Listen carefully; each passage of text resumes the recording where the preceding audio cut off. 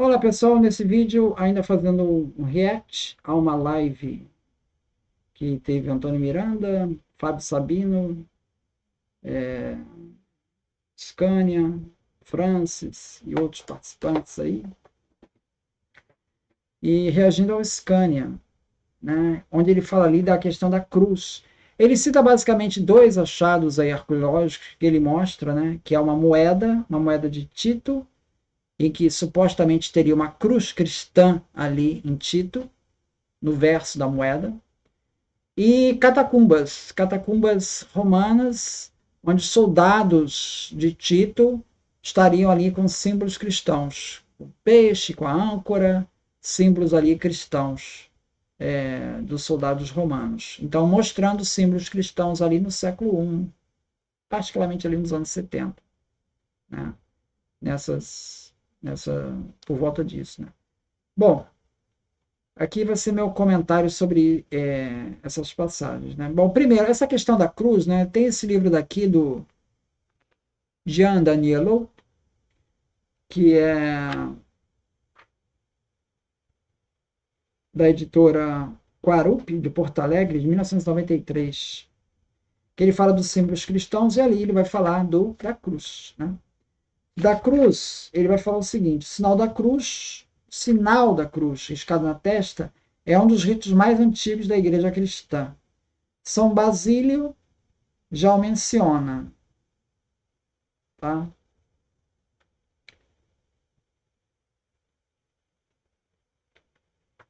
O, o bispo africano do século IV, Colvultedeus, também se refere, Santo Agostinho nas Confissões também, ao símbolo da cruz na testa. Tudo isso é século IV, né? São João Crisóstomo também fala do batismo pela cruz, e Lactâncio, tudo isso é século IV, né? Século IV, século V, tá? Vamos tentar alguma coisa mais antiga, né? E vem aqui, ó, na página 127. Ao lado do sinal da cruz na testa, vemos surgir o sinal da cruz no rosto, ao qual as odes de Salomão e Justino fazem alusão durante o século II.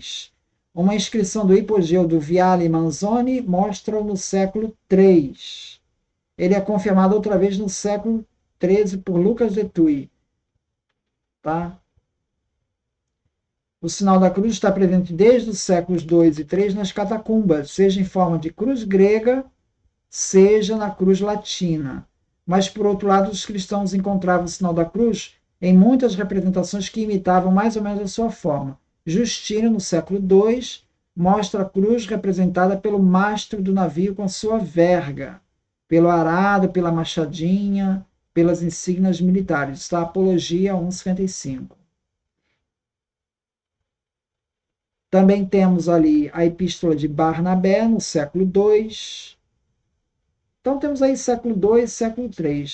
Os pais da igreja lembram que o livro de Ezequiel anuncia que os membros da comunidade messiânica seriam marcados com o signo do tal.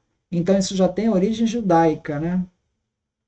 A lembrança presente desse texto estava presente no meio judeu no tempo de Jesus. Na verdade, os essênios que pretendiam constituir a comunidade escatológica levavam na testa o sinal de Ezequiel. São João, no Apocalipse, também fala dos eleitos que serão marcados na testa, com um selo na fronte. Né? Tá no capítulo 7,3. Esse selo é o sinal de Ezequiel. Na verdade, o Tav hebreu, que é a última letra do alfabeto, designa Deus, como o ômega em grego.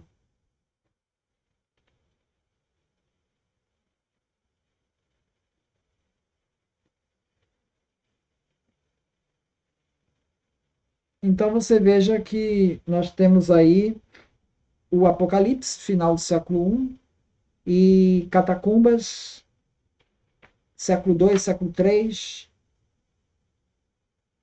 Justino, século II. E aí essas são as evidências mais antigas que temos de cruz. Então não temos cruz no século I. Né? Temos ali um texto do Apocalipse, mas uma evidência arqueológica no século I a gente não tem. Então, esses achados indicados, tanto a moeda quanto as catacumbas, né, eles não são símbolos cristãos, eles são símbolos que podem ser símbolos judaicos. Né? Eu vou trazer aqui uma referência.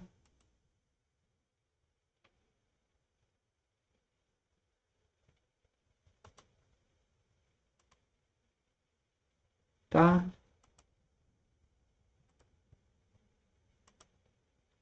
Primeiro essa aqui, esse texto daqui, eu vou deixar todas as referências aqui, né? Ele avalia a participação de soldados judeus romanos na Guerra de 70. Então, veja, nas legiões romanas você tinha os judeus lutando. A fim de reprimir a revolta judaica em suas marchas orientais, Vespasiano resolveu enviar um exército sob o comando de seu filho, Tito, com ordens explícitas para esmagar a insurreição. Embora o jovem filho do imperador mostrasse talento excepcional, ele não tinha experiência militar, considerada necessária para um general romano. Portanto, o imperador foi forçado a escolher um comandante para ajudar Tito na expedição da Judéia. Um grande número de militares de prestígio estavam disponíveis para o posto, incluindo Anius Venicianus, genro do famoso general Corbulo. Mas Vespasiano fez a escolha improvável de um judeu alexandrino, chamado Tibério Júlio Alexandre, para liderar o exército romano em seu esforço para impedir a revolta judaica. Tibério Alexandre não apenas coordenou uma vitória romana na Judéia, mas também se tornou conselheiro de confiança de Tito e pode eventualmente ter alcançado o posto de prefeito pretoriano. Então você tinha soldados judeus lutando ali. Então essa catacumba, ela bem pode ser de soldados judeus lutando a favor de Roma, juntando nas tropas de Tito, lutando nas tropas de Tito, tá? Uma outra evidência, ora, foi encontrado aqui, evidências arqueológicas do cerco de Jerusalém. Aí mostra aqui, ó, 3 panelas conservadas, uma pequena lâmpada de óleo de cerâmica. Encontrado uma pequena cisterna, que teria sido usado para abrigar refugiados. Né? Isso vai aparecer nessa outra texto aqui. Cavernas nas quais os rebeldes judeus se esconderam dos romanos na guerra judaica. Foram encontradas cavernas, tá? Onde foram encontradas cisternas de água, tá? Com jarros, e aí a referência a outro texto, onde realmente judeus se esconderam das tropas romanas. Então, talvez seja uma desses lugares aqui, eu não sei.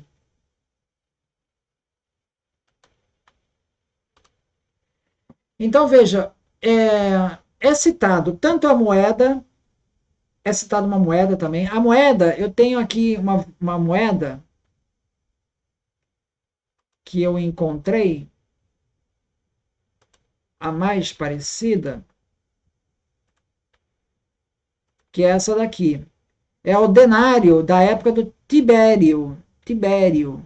Aqui, ó, no lado direito aqui, você aparece escrito César Divi. Dá até para ler, César Divi. Divi está bem aqui perto da cabeça. E do lado de cá vem Augustus. No anverso vem Pontífice Máximos. Tá? Então você vê que o verso desta moeda aqui, que é do Tibério, da época de Jesus, ela não tem cruz nenhuma. A moeda que foi aprontada é da época de Tito, né? Eu não localizei essa moeda,